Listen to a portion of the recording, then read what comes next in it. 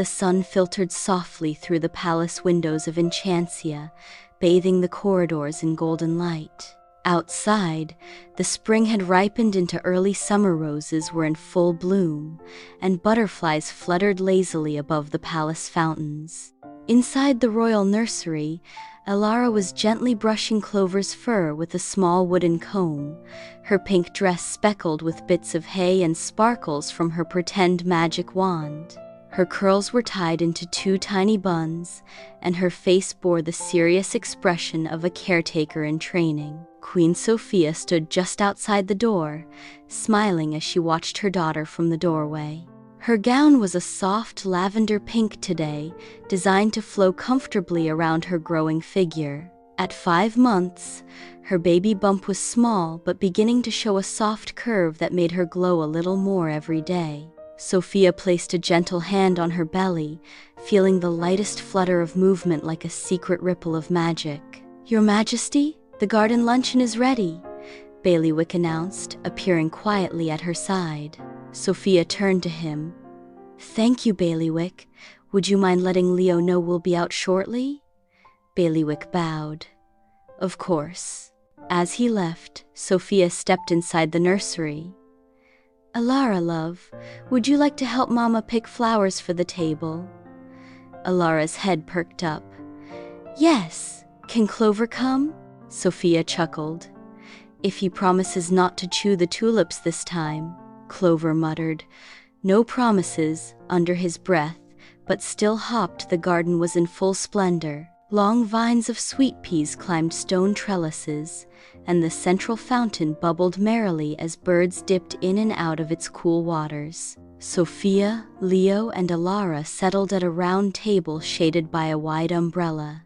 The table was dressed with fresh bread, berry tarts, and citrus tea. Lady Mirabelle, the royal healer, had advised plenty of rest and fresh food for Sofia, and the royal chefs had taken the instruction to heart. "You're glowing, Sofia," Leo said as he poured her tea. She smiled, brushing a strand of hair from her face. "You always say that." "Because it's always true." Elara looked up from her tart. "Is the baby eating the tart too?" Sofia gently touched her belly. "Maybe just a little." Leo leaned over. "Shall we tell Elara the newest news?" Sofia nodded. "Elara," Leo said, "the royal healer told us today the baby can hear our voices now." Elara's mouth opened in wonder. "Even mine?" "Especially yours," Sofia said warmly. Elara slid off her chair and gently placed both hands on her mother's belly. "Hi, baby, I'm Elara. I have a bunny. You can play with us when you come out." Sofia's eyes filled with tears. She blinked them away quickly, placing her hand over Elara's. "I think the baby heard you," she whispered. Later that afternoon, in the castle's music room, Sofia sat by the grand piano, her fingers gently playing a lullaby she remembered from her own childhood. The same lullaby her mother once sang when she was little, long before she wore a crown. Leo entered quietly, holding a small hand-carved box. "I made something," he said. Sofia turned from the piano. "For me?" "For both of you." He opened the lid to reveal a delicate silver bracelet, adorned with a tiny charm shaped like a crescent moon. On the inside he'd engraved, "To the light of our lives." Sofia touched it softly. "It's beautiful. It's for you to wear now, and one day, maybe pass to our daughter, or son." She smiled and let him clasp it gently on her wrist. "Thank you, Leo. You're doing wonderfully," he said softly. "More than wonderfully." Sofia touched her baby bump. "Sometimes I forget I'm even pregnant.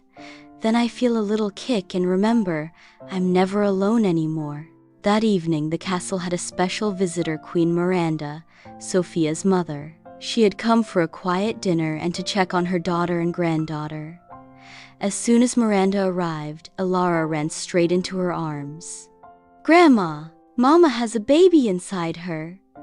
Miranda laughed. So I've heard. And are you being a good helper? Not sure if it's radiance or heartburn, Sofia said playfully, and they both laughed. They spent the evening sharing old stories, with Elara curled up on the rug listening like it was the most important tale in the world. That night, Sofia stood by the balcony again, her hands resting gently over her belly. The moon was full above the kingdom. The stars blinked like ancient lullabies. From inside the nursery, she could hear Leo reading Elara a bedtime story, The Garden of the Star Children. His voice was soft, steady, and filled with the kind of warmth that made castles feel like homes. Sofia closed her eyes and breathed in the night air. A gentle kick reminded her she wasn't alone. She whispered softly just to the little one inside her. "We're waiting for you, little star. Not rushing, just loving every quiet moment until you're here."